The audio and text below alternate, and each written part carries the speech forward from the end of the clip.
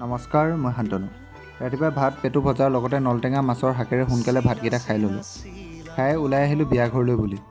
দুলীয়াগাঁৱৰ একাবেকা ৰাস্তাই আহি ৰাজদীপৰ ঘৰ পালোহি। ৰাজদীপক উঠাই আহিয়ে বিয়াঘৰ পালোহি। বিয়াঘৰত সোমাই আহিয়ে ৰাজদীপ লাগি গ'ল লাইটবোৰ ছেটআপ কৰাত। এয়া আজিৰ কইনা ৰাইজ। কইনাক ফটো মাৰি থাকোঁতে দেখিলোঁ পোৱালিটোৱে পকৰি খাই খাই মোলৈ চাই আছে। গাটো অলপ বেয়া হৈ আছে, সেইবাবে কামৰ মাজতে ORSL এটা খাই ল'লোঁ। কইনা আৰু কইনা ভনীয়েকক ফটো মাৰি খাবলৈ আহিলোঁ। খোৱাত আছিল পনীৰ আৰু লুচি ভাজি। ভাল মায়ে ৰাতিপুৱা গালি পাৰি পাৰি ভাতকেইটা খুৱাই পঠাইছিল। খাই মই কেমেৰাটো লৈ অন্য এখন বিয়ালৈ ওলাই আহিলোঁ। গলিয়ে গলিয়ে আহি বিয়াঘৰখন পালোহি। আহিয়ে কইনাক ফটো মাৰিবলৈ লাগি গ'লোঁ। অলপ সময় তাত থাকি পুনৰ আগৰ বিয়াখনলৈ উভতি আহিলোঁ। আহিয়ে দেখোঁ ৰাজদীপে কইনা ভনীয়েকক ফটো দেখাই আছে। সেনেহে আইতা বুঢ়ী নাচনী তাতে নাতিনীয়েকৰ বিয়া।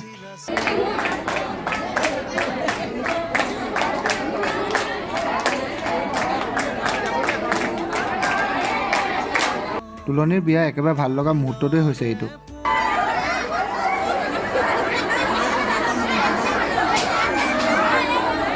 ধেমালিবোৰৰ মাজতে কফি পকৰি খাই ল'লোঁ।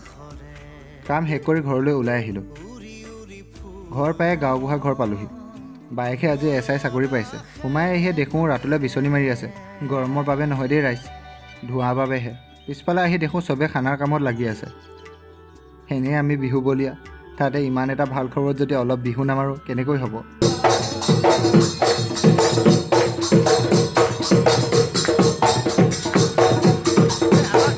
অলপ SI বাইদেউকো নচাই ল'লোঁ। খোৱাত আছিল ঔটেঙা গাহৰিৰ লগতে ভাত।